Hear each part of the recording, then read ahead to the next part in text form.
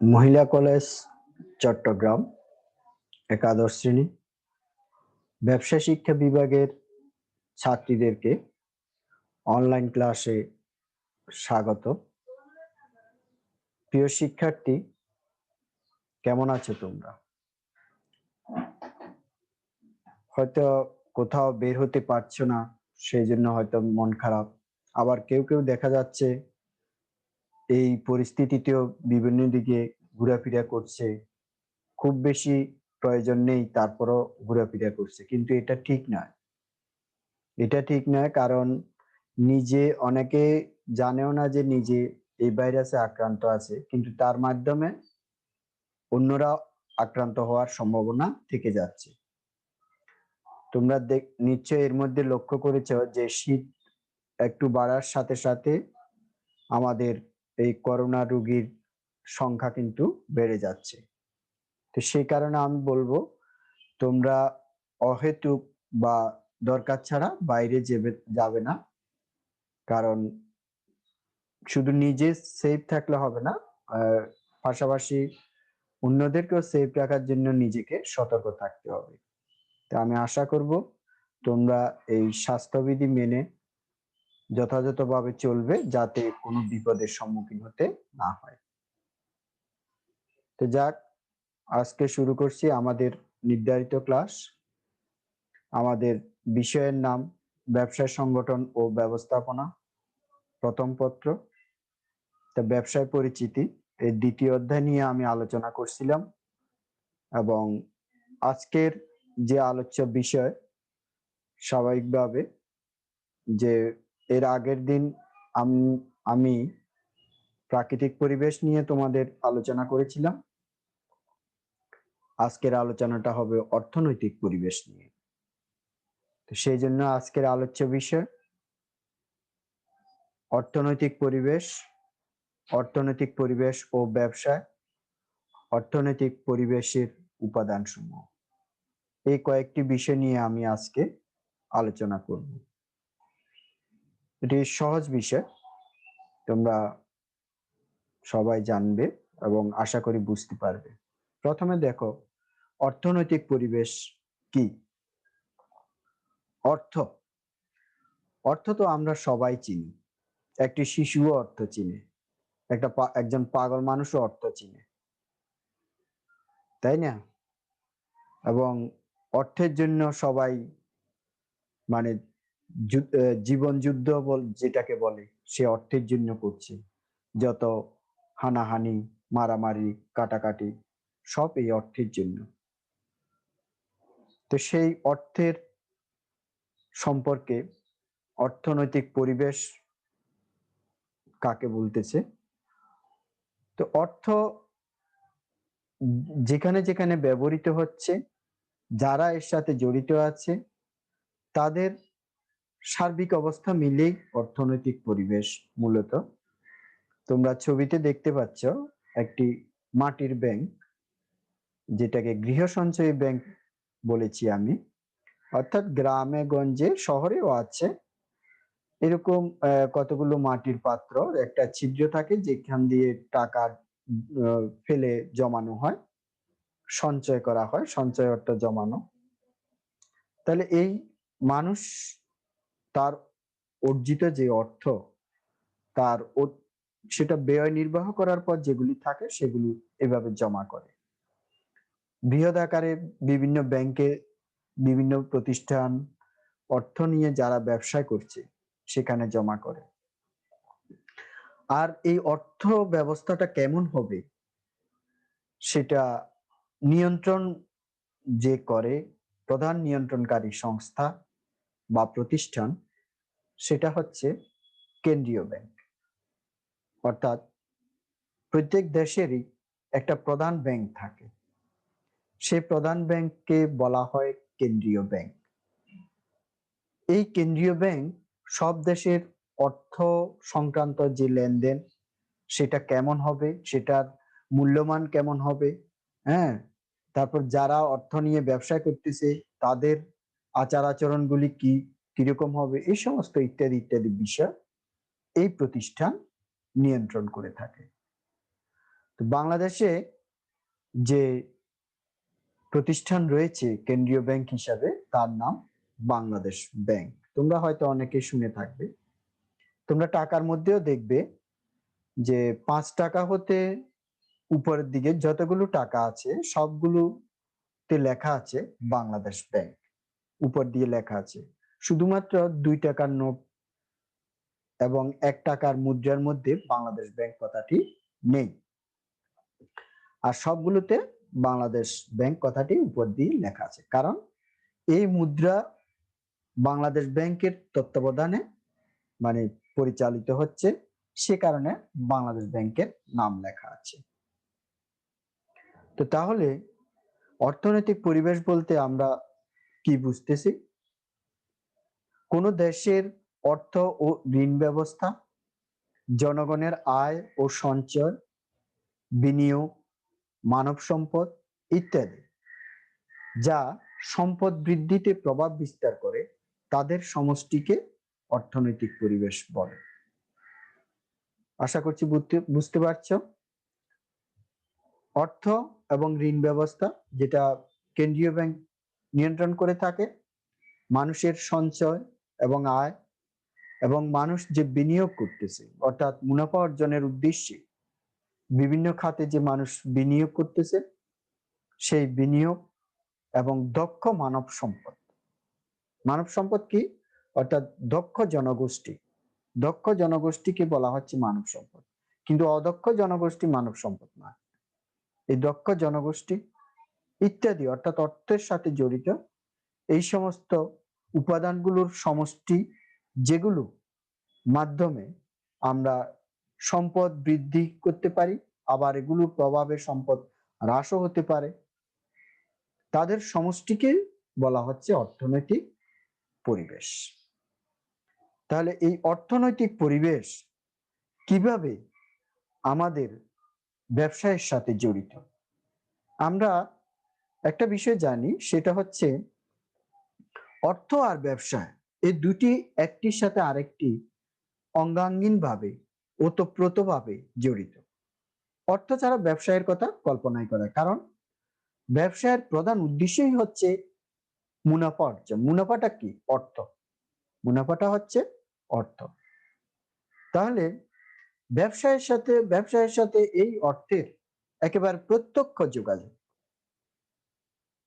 তাহলে এই অর্থগত পরিবেশ, তাহলে আমরা এই যে ধারাবাহিকতাটা দেখি যে কিভাবে অর্থ ব্যবসায়কে নিয়ন্ত্রণ করতেছে বা প্রভাব বিস্তার করতেছে।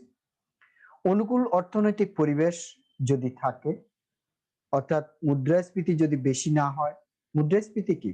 দ্রব্যমূল্য একটা দীর্ঘকালীন সময়ের মধ্যে খুব বেশি যদি বেড়ে যায় সেটাকে বলা হয় মুদ্রাস্ফীতি। তারপর ঋণ ব্যবস্থা এবং অর্থ সংক্রান্ত যে সমস্ত প্রতিষ্ঠান একটু আগে বললাম যারা অর্থের সাথে জড়িত, সবগুলো যদি ভালো দিকে থাকে তাহলে সেটাকে বলা হচ্ছে অনুকূল অর্থনৈতিক পরিবেশ। তাহলে সবগুলো যদি ভালো থাকে তাহলে ব্যক্তি তার সঞ্চয় বাড়বে, সে যদি বিনিয়োগ করে থাকে সেখানে মুনাফা বাড়বে, বিভিন্ন প্রতিষ্ঠান তারা ভালোভাবে ব্যবসা করে মুনাফা বাড়বে, রাষ্ট্র তারও যে সকল খাত থেকে সে অর্থ আয় করে রাষ্ট্রেরও আয় বাড়বে। তাহলে অনুকূল অর্থনৈতিক পরিবেশ যদি থাকে তাহলে প্রত্যেকের, ব্যক্তি, প্রতিষ্ঠান, রাষ্ট্র সকলেরই অর্থ বাড়তে থাকবে। তাহলে এই বৃদ্ধিপ্রাপ্ত অর্থ আমরা কি করি? মনে করো আমার কাছে অনেক টাকা জমে গেছে, আমি কি এটা নিয়ে এমনি বসে থাকবো? নিশ্চয়ই না। আমরা কি করব? এগুলো বিনিয়োগ করে দিব, কোনো না কোনো খাতে আমরা বিনিয়োগ করব, যাতে সেখান থেকে আমরা মুনাফা অর্জন করতে পারি। আর এই বিনিয়োগ ক্ষেত্রটাই হচ্ছে ব্যবসা। হ্যাঁ, অর্থাৎ কৃষি খাতেও বিনিয়োগ করতে পারি, আমরা শিল্প খাতেও বিনিয়োগ করতে পারি। ব্যবসায় এটা মূলত ব্যবসায়ের দুটি এগুলি শাখা। এই যে কৃষিটাও ব্যবসায়ের একটা অংশ, শিল্পও ব্যবসায়ের অংশ। কিন্তু ব্যবসা হিসাবে এখানে আসলে আমি যেটা বুঝাতে চাচ্ছি সেটা হচ্ছে আমদানি রপ্তানি, হ্যাঁ, বন্টন সংক্রান্ত যে কাজগুলো সেগুলো। তাহলে এই আমদানি রপ্তানি বা বন্টন সংক্রান্ত এই কাজগুলোতেও বিনিয়োগ করতে পারে, কৃষি খাতে বিনিয়োগ করতে পারে, শিল্প খাতে বিনিয়োগ করতে পারে, যেভাবে সরাসরিও বিনিয়োগ করতে পারে, অথবা যেমন আমি যেহেতু একজন শিক্ষক, আমি কৃষি খাতে হয়তো আমি বিনিয়োগ করব না, বা শিল্প খাতে বিনিয়োগ করার মতো হয়তো আমার সামর্থ্য থাকবে, আমি কি করব, আমি অর্থগুলো ব্যাংকে রাখবো। ব্যাংক কি করবে, বিভিন্ন শিল্প উদ্যোক্তা বা কৃষি খাতে যারা কাজ করছেন তাদেরকে ঋণ দিবেন, তারাই সেই অর্থ বিনিয়োগ করবে। এটা হচ্ছে প্রত্যক্ষ পরোক্ষ বিনিয়োগ, অর্থাৎ আমার অর্থগুলো আমি পরোক্ষভাবে বিনিয়োগ করলাম। তাহলে মানুষের যখন, প্রতিষ্ঠানের বা রাষ্ট্রের যখন অর্থ হাতে বেশি থাকবে, তখন তারা কি করবে, ব্যবসায় বিনিয়োগ করবে। আর এই ব্যবসায় বিনিয়োগের ফলে আমাদের যে ব্যবসায়িক কার্যক্রম, সেটার সার্বিক উন্নতি হবে। একইভাবে তার বিপরীত অবস্থাও হয়, যদি আমাদের অনুকূল অর্থনৈতিক পরিবেশ না থাকে, মুদ্রাস্ফীতি খুব বেশি, ঋণ ব্যবস্থা ভালো নয়, হ্যাঁ, অর্থের সাথে যে সমস্ত জড়িত, অর্থাৎ মানুষের আয় বেশি নেয়, সঞ্চয় বেশি নেয়, তো তাহলে মানুষের তো অর্থ আর জমবে না হাতে। মানুষের হাতে যদি বেশি অর্থ না থাকে, বিনিয়োগও হবে না, আর বিনিয়োগ না হলে ব্যবসায়িক কর্মকাণ্ড কম হবে। তাহলে আমরা দেখতেছি এই অর্থ সাথে আমাদের ব্যবসাটি ওতপ্রোতভাবে জড়িত। অর্থের পরিবেশ ভালো হলে ব্যবসায় বাড়বে, আবার অর্থের পরিবেশ যদি দুর্বল হয়, আমাদের ব্যবসায়িক কার্যক্রমও খারাপ হবে। তো সেখানে এই ব্যবসায়িক কার্যক্রম বৃদ্ধি পাওয়া মানে অর্থনৈতিক উন্নতি হওয়া, মানুষের আয় বাড়বে, কর্মসংস্থানের সুযোগ সৃষ্টি হবে, সম্পদ বৃদ্ধি পাবে। তাহলে আমরা দেখলাম যে অর্থের সাথে ব্যবসায় প্রত্যক্ষ যোগাযোগ। অর্থনৈতিক পরিবেশ যদি ইতিবাচক থাকে, ব্যবসায়ও সম্প্রসারিত হবে। অর্থনৈতিক পরিবেশ যদি ভালো না থাকে, তাহলে ব্যবসা সম্প্রসারিত হতে পারবে না বা সংকুচিত হবে। তাহলে আমরা এক নজরে শুধু একটু দেখে নিই যে অর্থনৈতিক পরিবেশে যে সকল উপাদান রয়েছে, আমরা প্রধান প্রধান উপাদানগুলোর দিকে নজর দিব। এছাড়াও আরো ছোটখাটো অনেকগুলো বিষয় আছে, সেগুলোর দিকে আমরা যাব না। আমরা আলোচনার জন্য, সংক্ষিপ্ত সময়ে আলোচনার জন্য প্রধান প্রধান বিষয়গুলো দেখব, যে জনগণের আয় ও সঞ্চয়, মূলধন ও বিনিয়োগ, অর্থবাজার, জাতীয় আয়, অর্থনৈতিক অবস্থা, দক্ষ মানব সম্পদ, ইত্যাদি ইত্যাদি। তাহলে এগুলোর এই প্রধান প্রধান বিষয়গুলো আমরা বিস্তারিত আলোচনা করি। প্রথমে তোমরা দুটি ছবি দেখতে পাচ্ছ, যে আমাদের বিষয় হচ্ছে আয় ও সঞ্চয়। আমরা নিজে পরিশ্রম করে যে অর্থ উপার্জন করি সেটা হচ্ছে আয়, আর এই অর্জিত অর্থ থেকে ব্যয় করে যে অর্থটা জমা থাকে সেটা হচ্ছে সঞ্চয়। প্রথমে আমরা দেখি যে মানুষ যে পরিমাণ অর্থ আয় করে, তা দিয়ে যদি তার জীবিকা নির্বাহের পরও অতিরিক্ত অর্থ হাতে থাকে, তখন তার সঞ্চয় করে। তাই যে অঞ্চল বা রাষ্ট্রের জনগণের আয় বেশি থাকে, সেই অঞ্চলের জনগণের সঞ্চয়ও বেশি হয়। এর ফলে মানুষের ক্রয় ক্ষমতা বৃদ্ধি পাওয়ার সাথে সাথে ব্যবসায়িক লেনদেনও বৃদ্ধি পায়। জনগণের আয় ও সঞ্চয় একটি বিষয় খেয়াল করো, যেমন যে সমস্ত ব্যক্তি বেশি আয় করে, তাহলে আয়ের সব টাকা তো সে হয়তো খরচ হয় না, তার আরো জমা থেকে যায়। তাহলে সে জমাকৃত অর্থগুলো সে কি করবে, সে কোনো না কোনো খাতে বিনিয়োগ করবে। সেটা প্রত্যক্ষ বিনিয়োগও হতে পারে, অর্থাৎ সরাসরি সে নিজেও বিনিয়োগ করতে পারে, বা অন্যের মাধ্যমে বিনিয়োগ করতে পারে। আর এই বিনিয়োগের ক্ষেত্র কি, বিনিয়োগের প্রধান ক্ষেত্র হচ্ছে ব্যবসা। যদি মুনাফা অর্জনের উদ্দেশ্যে বিনিয়োগ হয়ে থাকে, তখনই সেটা হবে ব্যবসা। এবং অধিকাংশ মানুষ কি মুনাফা অর্জনের উদ্দেশ্যে বিনিয়োগ করে থাকে, অর্থাৎ ব্যবসায়িক বিনিয়োগ করে থাকে। যেমন আমাদের চট্টগ্রাম অঞ্চলের মানুষ, এদের ভোগ প্রবণতা বেশি, অর্থাৎ এরা সঞ্চয়ী মনোভাব কম, যার ফলে এরা যদি 5,000 টাকা আয় করে, হয়তো দেখা যাবে যে ৫,০০০ টাকা খরচ করে আরো ঋণও করে ফেলে। কিন্তু অন্য ডিস্ট্রিক্টের মানুষগুলোর মধ্যে সঞ্চয় প্রবণতা তুলনামূলকভাবে বেশি। তাহলে যে সমস্ত মানুষ যা আয় করবে তার থেকে ব্যয় বেশি করে ফেলে বা সবটুকু ব্যয় করে ফেলে, তাহলে তার সঞ্চয় থাকবে না। তাহলে বিনিয়োগ করবে কোত্থেকে? তাহলে মানুষের যদি এই সঞ্চয় প্রবণতা এবং আয়টা বেশি থাকে, তাহলে অবশ্যই তারা বিনিয়োগ করবে এবং ব্যবসায়িক কর্মকাণ্ড বৃদ্ধি পাবে। আর যদি সেই সঞ্চয় প্রবণতা কম থাকে, আয় কম থাকে, তাহলে ব্যবসায়িক কর্মকাণ্ড বৃদ্ধি পাবে না। তাহলে এর পরেরটা দেখি আমরা।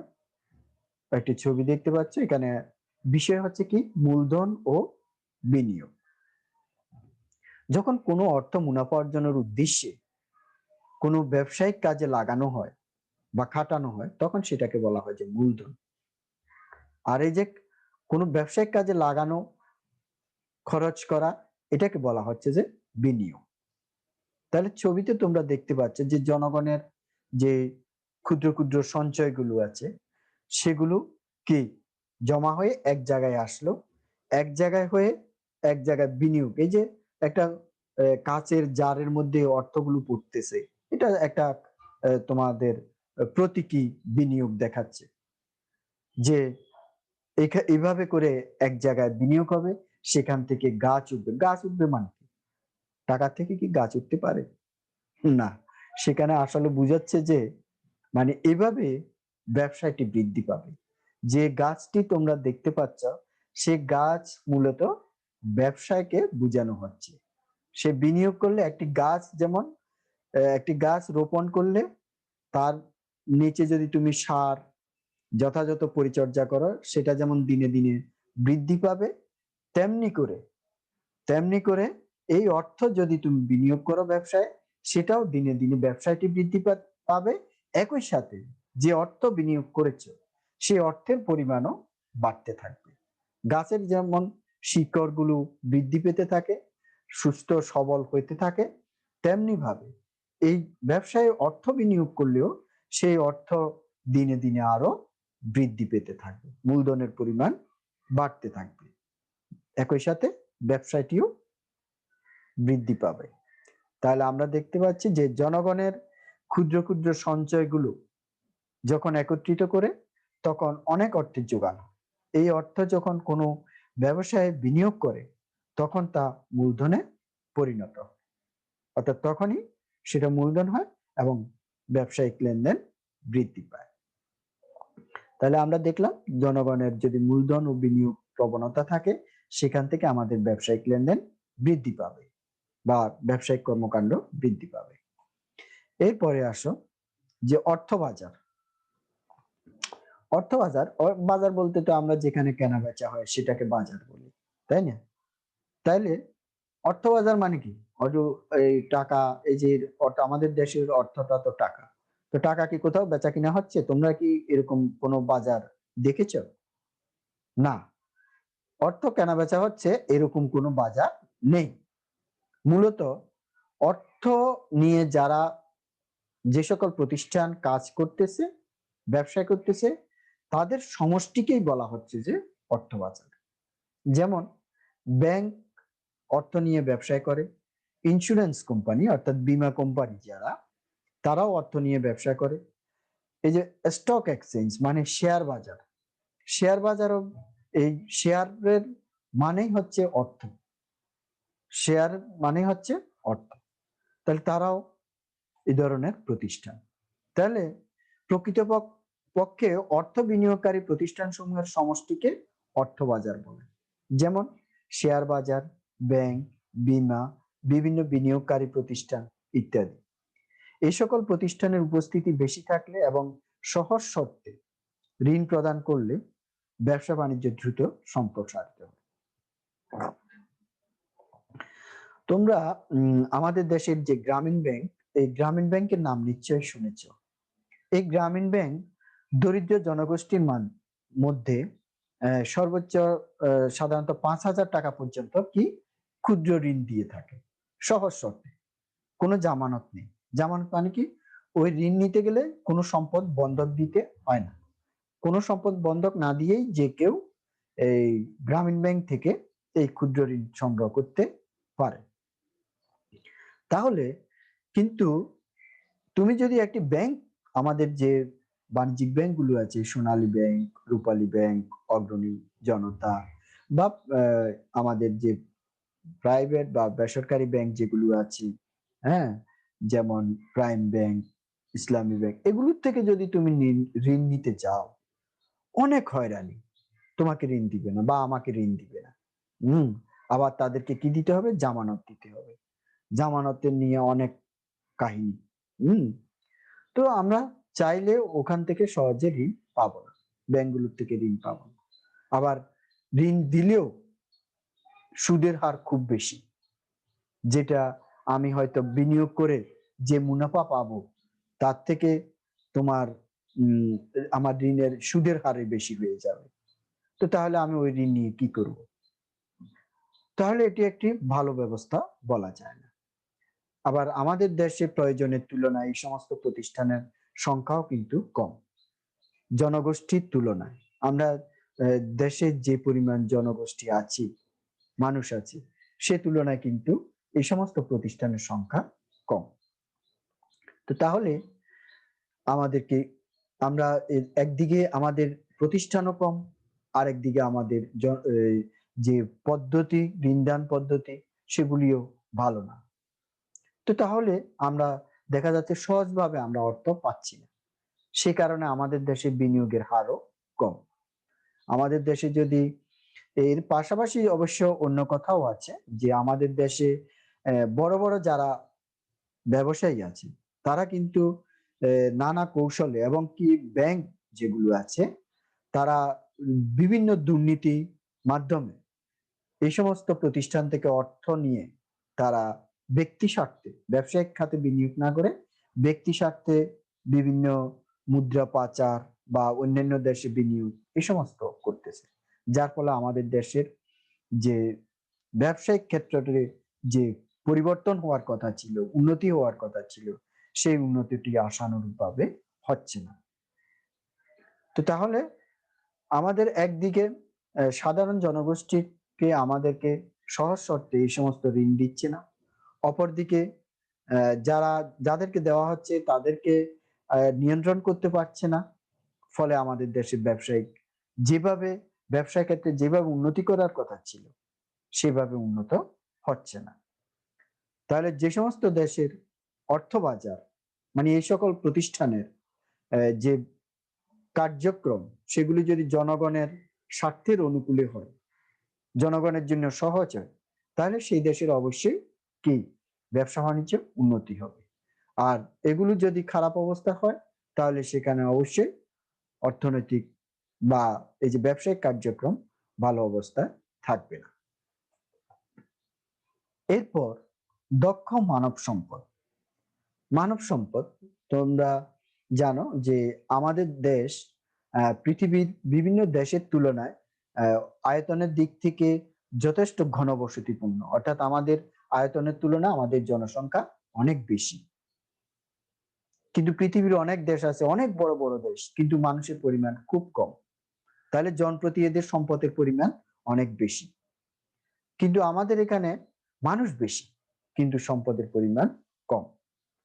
তো এই সম্পদ, এই মানুষ যদি দক্ষ না হয়, অর্থাৎ বিভিন্ন কাজে যদি তারা ভালো দক্ষতা না থাকে, তাহলে এই মানুষগুলি তো বোঝা, এদেরকে খাওয়া দেওয়া, অর্থাৎ ওই মানুষ থেকে তো আমার কোনো উৎপাদন আসতেছে না, কোনো মুনাফা আসতেছে না, কোনো আয় আসতেছে না, শুধু আমরা তাদেরকে খাওয়াচ্ছি।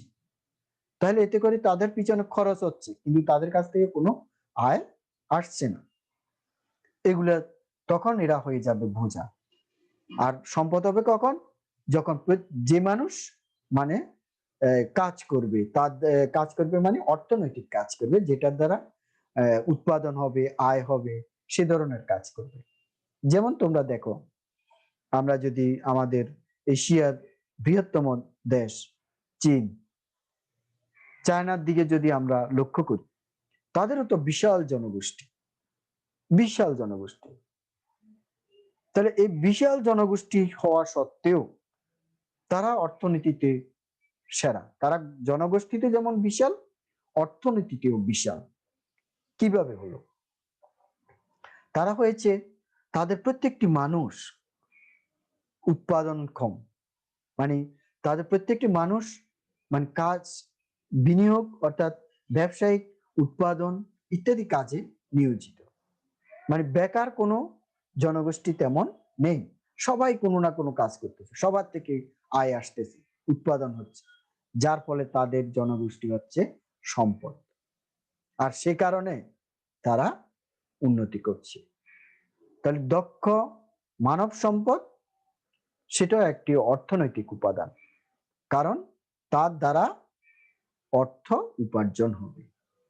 দক্ষ মানব সম্পদ দ্বারা অর্থ উপার্জন হবে, সে কারণে দক্ষ মানব সম্পদও একটি অর্থনৈতিক উপাদান। তো সেজন্য এটা সহজ বিষয়, যে দেশে দক্ষ মানব সম্পদ থাকে সে দেশের উৎপাদনের পরিমাণ বেশি হবে এবং বিদেশে রপ্তানি করে প্রচুর বৈদেশিক মুদ্রা অর্জন করতে পারে। যেমন চায়না বর্তমানে বিশ্বের প্রায় প্রায় সব দেশেই বলতে গেলে চায়না প্রোডাক্ট আছে। হ্যাঁ, চায়নার জিনিসপত্র আছে, তারা কোটি কোটি ডলার তারা এই মানে বৈদেশিক মুদ্রা অর্জন করতেছে। যেটা তাহলে যাদের এই ধরনের জনগোষ্ঠী দক্ষ থাকবে, তাদের ব্যবসায়িক কার্যক্রমও বেশি থাকবে, অর্থনৈতিক অবস্থাও ভালো থাকবে। জাতীয় আয় একটি দেশের কৃষি, শিল্প, বিভিন্ন খাতে, এমনকি বিদেশে আমাদের যারা কাজ করছেন তারাও যে আয় করতেছেন, তার মোট সমষ্টিটাই হচ্ছে জাতীয় আয়। তাহলে এই যে জাতীয় আয়, এই জাতীয় আয় যদি তোমার বেশি থাকে, তাহলে সরকার বিভিন্ন খাতে, কারণ সব কাজ ব্যক্তি মালিকানায় সম্ভব নয়। যেমন একটি বিদ্যুৎ প্লান্ট নির্মাণ, এটা ব্যক্তি মালিকানায় সম্ভব না, কারণ একটি বিদ্যুৎ উৎপাদন কেন্দ্র, সেখানে অনেক অর্থের বিনিয়োগের দরকার। একটি খাল খনন করা দরকার, এটি ব্যক্তি মালিকানায় হবে না। একটি হাইওয়ে নির্মাণ দরকার, এটি ব্যক্তি মালিকানায় হবে না। তাহলে তারপর মনে করো এই যে বর্তমানে যে আমাদের প্যান্ডামিক সিচুয়েশন, অর্থাৎ আমাদের যে কোভিড-19 করোনাময় পরিস্থিতি, ব্যবসা বাণিজ্য হচ্ছে না ঠিক মতো, সরকার কি দিচ্ছে? সকল ব্যবসায়িক ক্ষেত্রগুলোতে মানে ঋণ, সহজ শর্তে ঋণ দিয়ে সহযোগিতা করছে। তাহলে এই সহজ শর্তে ঋণ দেওয়ার জন্য সরকারের হাতে তো অর্থ থাকতে হবে। তো এই জাতীয় আয় যদি বেশি না থাকে, সরকারের হাতেও বেশি অর্থ থাকবে না, কারণ জাতীয় আয় বেশি থাকলে সরকারের রাজস্ব বৃদ্ধি পাবে। হ্যাঁ, তাহলে সেই রাজস্ব দিয়ে সরকার জনগণকে এই সমস্ত ক্ষেত্রে, বিনিয়োগ ক্ষেত্রে বা ব্যবসায়িক ক্ষেত্রগুলোতে বিভিন্ন সুযোগ সুবিধা দিতে পারে। তখনই আমাদের ব্যবসায়িক লেনদেনটা বৃদ্ধি পায়, ব্যবসাগুলি উন্নতি হয়। তাহলে জাতীয় আয়ের সাথেও আমাদের যে ব্যবসায়িক কর্মকাণ্ড, সেটার প্রত্যক্ষ যোগাযোগ রয়েছে। এবং এরপরে দেখতেছি আমরা যে অর্থনৈতিক অবস্থা। একটি দেশের যদি অর্থনৈতিক অবস্থা ভালো হয়, তাহলে অবশ্যই সেই দেশের ব্যবসায়িক কর্মকাণ্ড দিন দিন বৃদ্ধি পেতে থাকবে। এখানে দেখো দুইটি ছবি, একটিতে দেখা যাচ্ছে খুব আহ, ছবি দেখে বোঝা যাচ্ছে সেখানে খুব উচ্চমানের ব্যবসায়িক কার্যক্রম হচ্ছে। হ্যাঁ, হয়তো ব্যাংকিং প্রতিষ্ঠান হতে পারে, কোনো হ্যাঁ হয়তো ইন্ডাস্ট্রি হতে পারে। কিন্তু পাশের ছবিতে দরিদ্র দুটি শিশু খাদ্যের অভাবে অসহায়ভাবে যেখানে পড়ে বসে আছে, তাহলে নিশ্চয়ই সেটি একটি দরিদ্র ক্লিষ্ট দেশ। তাহলে এই ধরনের দরিদ্র ক্লিষ্ট অর্থনৈতিক অবস্থা যদি থাকে, তাহলে সেখানে বিনিয়োগ হবে কোত্থেকে? ব্যবসায়িক কর্মকাণ্ড হবে কোত্থেকে?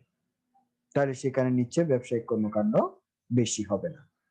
আর কিন্তু যদি প্রথম ছবির মতো যদি এরকম অর্থনৈতিক কর্মকাণ্ড ব্যাপকভাবে থাকে, অর্থনৈতিক অবস্থা যদি ভালো থাকে, তার বিনিয়োগ হবে, সেই বিনিয়োগের প্রেক্ষিতে মানুষ এই ধরনের কাজকর্মে জড়িত হবে। তাহলে আমরা এই অর্থনৈতিক অবস্থা আমাদের ব্যবসায়কে প্রত্যক্ষভাবে মানে প্রভাবিত করে। অর্থনৈতিক অবস্থা যদি ভালো হয়, ব্যবসায়গুলো সম্প্রসারিত হবে, বৃদ্ধি পাবে, আর অর্থনৈতিক অবস্থা যদি খারাপ হয়, ব্যবসায়িক কর্মকাণ্ডগুলো সংকুচিত হবে। এবং শেষে আমরা এই যে বিষয়গুলো আলোচনা করলাম, যে অর্থনৈতিক পরিবেশ কি, অর্থের সাথে জড়িত যে সকল উপাদান রয়েছে তাদের সমষ্টি হচ্ছে মূলত অর্থনৈতিক পরিবেশ। এবং সেই উপাদানগুলোর নাম আমরা দেখেছি, যে মানুষের সঞ্চয়, বিনিয়োগ, যে মানুষের যে বিনিয়োগ প্রবণতা, তারপর ব্যাংক, বীমা প্রতিষ্ঠান, তাদের ঋণ ব্যবস্থা, মূলধনের পরিমাণ, দক্ষ জনগোষ্ঠী, এগুলো হচ্ছে আমাদের অর্থনৈতিক পরিবেশের উপাদান। এবং সরকার কিভাবে অর্থনৈতিক পরিবেশের উপর ভূমিকা রাখে, তোমরা এই বিষয়ে সরকার, তাহলে যেহেতু এই যে বাংলাদেশ ব্যাংকের কথা বলছিলাম, সেই বাংলাদেশ ব্যাংক সরকার নিয়ন্ত্রণ করে থাকে। তাহলে এই বাংলাদেশ ব্যাংকের মাধ্যমেই সরকার তার অর্থনৈতিক অবস্থা নিয়ন্ত্রণ করে অর্থনৈতিক অবস্থাকে বা ব্যবসায়িক অবস্থাকে আরো বেশি উন্নতির দিকে নিয়ে যেতে পারে। তাই পরবর্তী ক্লাসে তোমরা তো নিশ্চয়ই সৃজনশীল পদ্ধতিটি পড়ে এসেছো। সেই হিসাবে বইপত্রের মধ্যেও সৃজনশীল প্রশ্ন নিয়ে আলোচনা আছে, দেখবে। যদিও আমি শেষের দিকে সৃজনশীল প্রশ্নের উপর ক্লাস নিব। হ্যাঁ, তবে এখন তোমরা বাসায় যে প্রশ্নটি দিলাম, এই প্রশ্নটির আলোকে জ্ঞান ও অনুধাবন প্রশ্ন এখানে দেওয়া হয় নাই, শুধুমাত্র প্রয়োগ ও উচ্চতর দক্ষতা, যে দুটি প্রশ্ন উদ্দীপকের ভিত্তিতে উত্তর করতে হবে, সে দুটি প্রশ্ন তোমরা খাতায় উত্তর করার চেষ্টা করবে। এবং সেটি তোমরা আমার যে কমেন্ট বক্সে সেখানে হ্যাঁ পাঠিয়ে দিতে পারো।